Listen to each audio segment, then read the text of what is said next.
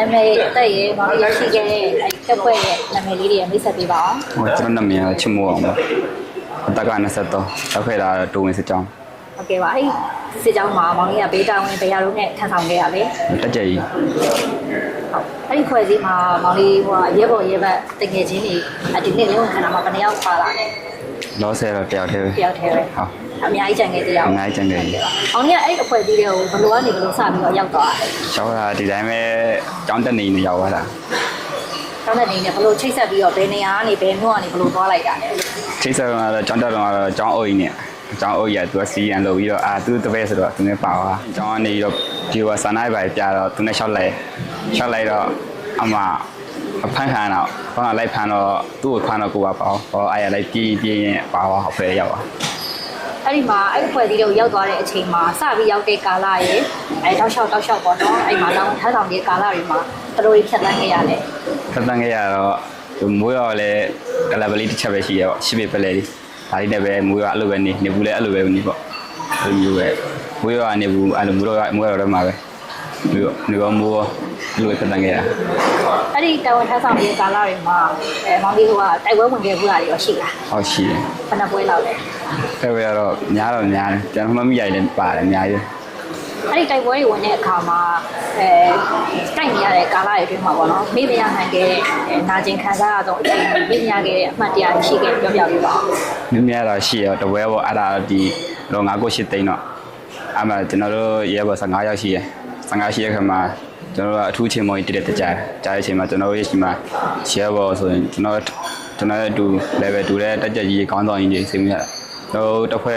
တစ်စိတ်15ရောက်မှ4ရောက်လောက်ပဲပြည့်ရှင်းပြီးကျန်တာအကုန်ကြားခဲ့တော့အဲ့ဒါတော့ညီကိုရင်းလို့ပေါင်းတဲ့လူလည်းပါတယ်ဟိုအကိုတယောက်လည်းပါတဲ့အတွက်တော့အဲ့ဒါတော့မေးလို့မရဘူးပေါ့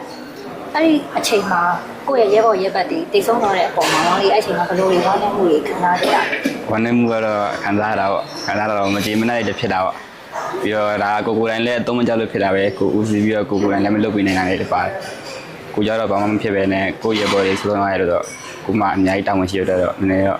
့ခံစားရတာဟောလေအဲ့အဖွဲ့အစည်းကိုဘယ်ချိန်မှစပြီးတော့စိတ်ကုန်လာလဲပြီးတော့အလင်းဝင်ဖို့အတွက်ကိုဘယ်ချိန်မှစပြီးတော့အလင်းဝင်မယ်ဆိုတော့တွန်းအားပေးချက်စိတ်စောချက်တွေဘယ်လိုစပြီးတော့ဖြစ်တည်လာလဲအဲ့ဒါလေးသိချင်ပါတယ်အဲ့ဒါအခုနောက်ပိုင်းပေါ့အခုနောက်ပိုင်းဒီ2025လောက်မှာတည်းကဘယ်လိုဖြစ်လဲဆိုတော့ဟိုကသူတို့ကအလောလုံးပုံကအလောလုံးတဲ့ရှိကိုမရောက်တော့ဘူးတရားတယောက်ကဟိုပြောင်းဆိုရာတို့လူတာနေပါဖြစ်လာတယ်အဲ့လိုဖြစ်လာပြီးတော့ဟိုတယောက်ထုတ်ပြန်မလို့တဲ့စိတ်တွေများလာရဖြစ်ဖြစ်နဲ့ပြီးတော့ခေါင်းဆောင်တွေရတယ်သူတို့ပဲသူတို့တွတ်တာပဲသူတို့ကြည့်တော့တယ်ရဲဘော်တော့မကြည့်တော့ဘူးကြည့်တော့မကြည့်တော့တာနဲ့အားနဲ့သူတို့ပဲဆက်လို့မစင်တော့စင်ကြငါတော့ထုံမနိုင်တော့ဘူးအဲ့လိုပုံစံမျိုးပဲထွက်ခဲ့တာပေါ့အဲ့ဒီမှာအလင်းဝင်ရောက်ဖို့အတွက်ကိုဘယ်လိုတွေချိတ်ဆက်ခဲ့လဲချိတ်ဆက်ခဲ့ရတော့ဒီရွာတောင်းတော့ဖုန်းကြီးနဲ့ချိတ်ဆက်ခဲ့တာပေါ့ဖုန်းရည်ဒီကဟိုမနက်စီကဟိုကြီးနဲ့ပဲချိတ်ပြီးဒီဘက်ကတော့မောင်လေးကိုဘယ်လိုတွေနည်းနည်းထွေးထွေးကြည့်ခဲ့တယ်ဒီထွေးကတော့ကောင်းပါလေဘာမှလည်းဟိုကကိုထင်ရတယ်လို့ဘာမှလည်းမလုပ်ဘူးကိုထင်ရတဲ့အများကြီးလည်းပို့ပြီးတော့ကောင်းတယ်မောင်လေးအခုဒီနေ့မှာဆိုလို့ရှိရင်မောင်လေးဒါဝန်ပန်းတလာနဲ့ကိုယ့်ရဲ့ဘဝအသစ်ကိုစတင်တဲ့အခါမှာမောင်လေးကတော့ပျော်ရွှင်နေရပါတော့မောင်လေးနဲ့အတူတူအဲ့ဒီတိုက်ပွဲတွေကြားမှာကြာဆုံးခဲ့တဲ့ရဲဘော်ရဲဘက်တွေရဲ့အကြောင်းပြန်တွေးမိတဲ့အခါမှာသူတို့တော့ဘယ်လိုစာနာလေးဖြစ်လဲပြီးတော့သူတို့လိုပဲအခုချိန်ဒီတော်ထဲမှာရှိနေတဲ့တခြားရဲဘော်ရဲဘက်တွေကိုရောသူတို့ဒီရုပ်တံလေးကြည့်နေမယ်ဆိုရင်ဘာမှပြောချင်တယ်အခုလက်ရှိကြံတဲ့ရဲဘော်တွေကတော့လူကြီးကျွန်တော်အခုကြည့်နေဆိုရင်တော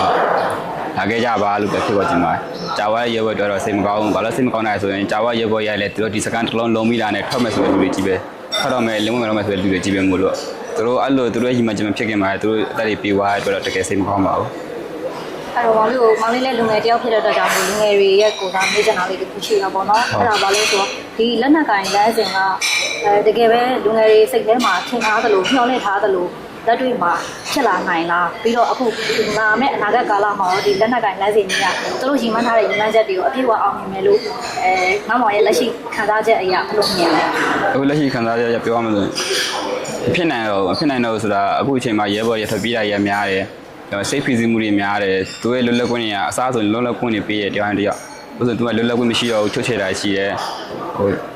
ရှားလို့မရှိဘူးရဲဘော်ချင်းအောင်မှာဟိုအနေအသက်ကြီးတဲ့ကောင်ငယ်တဲ့ကောင်အနိုင်ကျင့်တာမျိုးအဲ့လိုမျိုးပဲဖြည်းဖြည်းရှိလာရော တို့အခုဒီခုနတိုက်ပွဲတွေတုတ်ခဲ့သေးရဆိုတော့လေတိုက်ပွဲလုပ်ခဲ့တဲ့နေရာမှာညီလေးတို့ဒီတိုက်ရင်အဖွဲ့တွေပဲလားတခြားဟို KNU တို့ဘာလို့တွဲပြီးတော့တိုက်ပွဲဖော်ဆောင်လာသေးလား ဟုတ်ကဲနဲ့ပူပေါင်းဆောင်ရွက်ရတဲ့ရှိတယ် ညီလေးတို့စီးရေးလှုပ်ရှားတဲ့ကိစ္စကိုအဓိကဒီ KNU ပဲလုပ်တာလားညီလေးတို့နဲ့ချိတ်ဆက်ပြီးမှပြန်လုပ်ရတာမျိုးလား အကောင်လုံးကတော့စုပေါင်းပေါ့ဂိမ်းနဲ့လည်းခါကျန်းချိတ်ဆက်ရတယ်ခါကျရင်လည်းဂိမ်းမပါဘူးဒီ PDA ကြီးပဲ PDA only ဆိုပြီးတော့တိုက်တာလည်းရှိတယ်အများအဖြစ်တော့တိုက်ခဲ့တာ PDA only ကြီးပဲဂိမ်းကမပါဘူးဂိမ်းက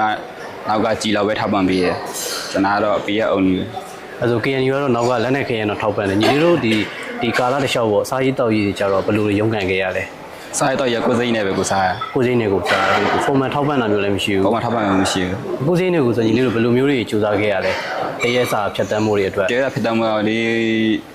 ီမိုးရင်းကလာကြရင်တော့အဓိကကတော့စံလောက်ပဲပေါ့ကျွန်တော်ကတော့ဓာတ်မြတိုးစားပါတိုးစားအဲ့လိုမျိုးကြီးစားလို့ရတယ်ဒီကမှကြရင်တော့ဆိုဒီတရင်တစ်စိတ်မှာတော့ရှိတယ်သူတို့ဟိုထောင်လိုင်းမှုတို့ထောက်ပိုးတို့ပါတော့ရှိတယ်သူတို့ကတော့အလှူတွေပဲခံနေရတာဟာနဲ့ပဲသူပဲညတာကြီးစားကြတာပေါ့ ဆိုတော့အခုလက်ရှိညီလေးပြည်ရဲ့ထဲမှာအခုအလင်းဝင်တဲ့ချိန်ကနေစပြီးတော့အချိန်ဘယ်လောက်ကြာခဲ့လဲဒါပထမဆုံးစူးစမ်းဖြစ်တာလားအလင်းဝင်မှုအတွက်ကောဘယ်လိုတွေဟိုတွန်းအားတွေဖြစ်ခဲ့လဲဘယ်လိုတွေဆုံးဖြတ်ချက်တွေချခဲ့ရလဲ ဆုံးဖြတ်ချက်ကတော့ပြောရဲလောက်ငယ်သားကြီးလည်းပြောရဲငါတော့မလွှင့်တော့ဘူးမျိုးလိုက်ချင်လိုက်ခဲ့တော့ဒါနဲ့ဒီဘက်ရောက်လာတော့ဘယ်လိုဖြစ်လဲဆိုတော့သူတို့ကယင်ထားခဲ့တယ်ကိုတယောက်ရထွက်လာခဲ့တယ်ဆိုတော့သူကကောင်းဆောင်ဖြစ်ပြီးတော့သူတို့အရင်ထွက်လာတဲ့ချိန်သူတို့တစ်ခုဖြစ်ရင်ကိုဟာထိုးကြည့်ရပုံစံမျိုးအမေထွက်လာလိမ့်မယ်အားကြောင့်ရတယ်ငါကောင်းဆောင်ငါရင်သွားမယ်ငါတို့တတ်မှဆိုရင်ရတယ်တက်ငါရင်တေးလိုက်မယ်မင်းတော့မလာတော့နဲ့ငါတိမဆိုမင်းတို့မလာနဲ့ကွာငါရှင်မင်းတို့လမ်းခေါ်မယ်ဆိုတော့အဲ့လိုပုံစံမျိုးသုံးရချာကြီးထွက်လာတယောက်တည်း အဲ့တော့ညီလေးအလင်းဝင်မှုစူးစမ်းတဲ့အချိန်မှာဒါပထမဆုံးတစ်ခေါက်နဲ့ရှော့ရှုအဆင်ပြေခဲ့လားခက်ခဲတွေပါလေရှိခဲ့သေး ခက်ခဲရမှခောက်ဘမတစ်ခေါက်ထွက်ပြေးတော့ပြန်မိသွားပြန်ပြီးတော့အချုံနဲ့လာကြတယ်တားလုံးကတော့အကြီးခံတာ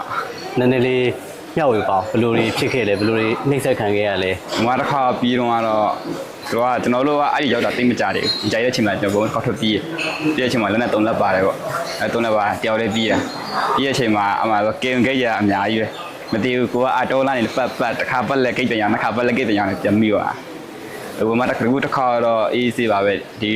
ီတုံစည်းဘက်နာကြတော့ဥပ္ပချောင်းကူတာဆက်လက်ကူတာနဲ့တုံစည်းနောက်ဘက်ကန်ရောက်ပြီနောက်ဘက်ကန်ဒီဘက်ကဆက်ရကထစီရောနဲ့ဟိုရောက်ပြီမားတော့ရောက်ပြီပြနေစားရောက်ပြီအဲ့ဒီစင်ဖုန်းကြီးရပြနေစားမှာဆောက်ပြီးတော့ကျွန်တော်အဲ့ရဆက်လက်နဲ့စီပြီးတော့ဒီဘက်ကိုလာခဲ့တယ် အလင်းဝင်ခင်တော့ပေါ့ညီလေးတို့အလင်းဝင်ရင်ဘာဖြစ်မယ်ဘယ်လိုတွေအနိုင်ကျင့်မယ်ဘယ်လိုတွေဖန်ဆီးမယ်ဆိုတော့ဟိုစကားတွေပြောထားတာရရှိလားကြားဘူးလားတမတော်နဲ့ချိတ်ဆက်ပြီးအလင်းဝင်ညီလေးတို့ဘယ်လိုတွေကြုံတွေ့ရမယ်ဥမာနှိမ့်ဆက်ခံရမယ်အဲ့လိုတော့မရှိခဲ့ဘူးအလင်းဝင်တဲ့အချိန်မှာရောဟိုစိုးရိမ်နိုင်မျိုးရှိလားဘာတွေကြုံတွေ့ရနိုင်တယ်လဲတမတော်ကညီလေးတို့ကြည်ကြည်ပြူပြူနဲ့လက်ခံတာမျိုးရှိနိုင်သလားစသဖြင့်ပေါ့ဘယ်လိုမျိုးစိတ်ခံစားချက်တွေရှိခဲ့လဲ အလုံးဝင်ကတော့ဒါတွေးကြည့်တာပေါ့ဘယ်ဟိုရောက်ရှင်သူတို့ငါတို့မြားခေါ်ရလားဒါမှမဟုတ်ဘယ်လိုဖြစ်လို့ဘယ်လိုခေါ်ရလဲတကယ်ဟိုရောက်သွားလို့ရှိရင်ငါတို့ထင်ရလို့ပဲကိုယ်ငါတို့ထူးမှလားထောင်းမှလားဒါမှမဟုတ်သူတို့အဖွဲ့ပြဆွဲထဲမှလားအဲ့လိုပုံစံမျိုးရှိတာပေါ့ အခုတကယ်ရောက်လာတဲ့အချိန်ကျတော့ညီလေးကြုံတွေ့ရတဲ့တွေ့ကြုံလေးတမတော်ကဘယ်လိုမျိုးညီလေးတို့ဆက်ဆံလဲအခု ဒီတရောက်လာတဲ့အချိန်မှာတော့ကိုထင်တာဆိုမဟုတ်ဘူးပေါ့သူကအများကြီးကောင်းတယ်ပေါ့ကိုပေါ့အများကြီးကောင်းတယ်အများကြီးနားလည်မှုပေးကြတယ်ပေါ့အဲ့လိုမျိုးမြင်ပြရ ဒါဆိုအခုအလင်းဝင်လာပြီးတော့ညီလေးဗာလေးဆက်လုပ်သွားဖို့ရှိလဲအနာဂတ်မှာ ငါကဘာဆက်လုပ်မလဲလောဆယ်တော့ဘာရမတော့သွားလိမ့်ဟို AI တိုင်းသွားပြီးတော့အမနေပြီးလှုပ်ပြီးတော့ပဲနောက်မှမလေးသွားမယ်ပေါ့တောင်းပြန်တက်ဖို့မဖြစ်နိုင်တော့ ဒီလိုတက်ခွင့်ရမယ်ဆိုရင်ရောတက်ချင်သေးလား တက်ချင်တယ်တက်လို့မရတော့ဆိုတော့ကိုလုံးကတက်တူးတွေကပြင်းနေ ဟိုရဲ့အခုချိန်ဒီတော်ထဲမှာကြာနေခဲ့တဲ့မောင်လေးရဲ့ရဲဘော်ရဲဘက်တွေလည်းရှိသေးတယ်ပြီးတော့မောင်လေးနဲ့မတွေ့ဘူးတဲ့တခြားသောလူငယ်တွေလည်းအများကြီးရှိတယ်သူတို့ကဒီရုပ်သံလေးကြည့်နေမယ်ဆိုရင်မောင်လေးဘယ်လိုဖိတ်ခေါ်ကြလဲ ဟုတ်ဘယ်လိုတော်တယ်မှာတော့ဘယ်လိုဖြစ်ဒီအတော်လိုင်းရအောင်မြင်တော့မှာမဟုတ်ဘူးလေဘယ်လိုမှလည်းအောင်မြင်ဖြစ်နိုင်မှုဆိုတာကြောက်ချုံမှုကများမှာပဲတော့များမှာဆိုတာတရားအာနာလူတာနဲ့ပါနေဖြစ်နေပြီအဲ့တော့ဒီလာမဲ့ရှိတဲ့ရဲဘော်ရှိရင်လာခဲ့ပါပုံစံပြပါတယ်လို့ပြောချင်တယ် ကျေးဇူးတင်ပါ